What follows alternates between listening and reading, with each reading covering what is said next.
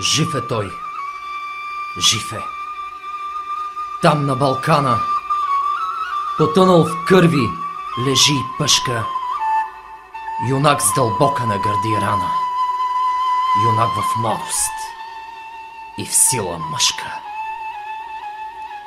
На една страна захвърлил пушка, на друга сабля, на две струшена. Очи темнеят, глава се люшка, уста проклинат цяла вселена.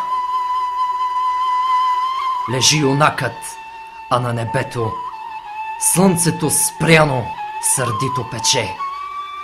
Жатварка пее нейде в полето и кръвта още по-силно тече. Жътва е сега. Пейте, рубини, те с тъжни песни.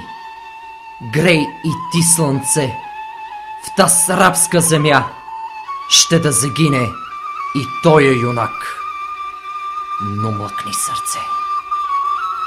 Тос, който падне в бой за свобода, той не умира, не го жалеят.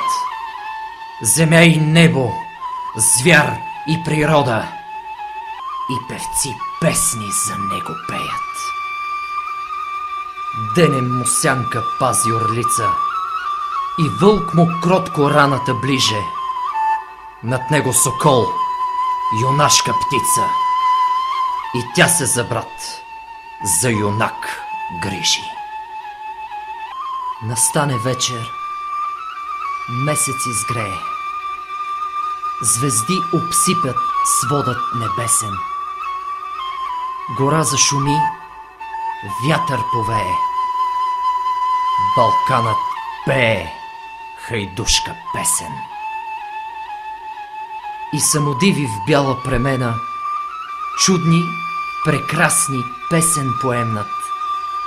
Тихо нагаза трева зелена и при юнакът дойдат да седнат. Една му с билки раната върже, друга го пръсне с вода студена, третя го в уста целуне бърже и той я гледа мила за смена. Кажи ми, сестро, де Караджата?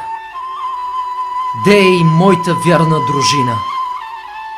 Кажи ми, пък ми вземи душата. Аз искам, сестро, тук да загина.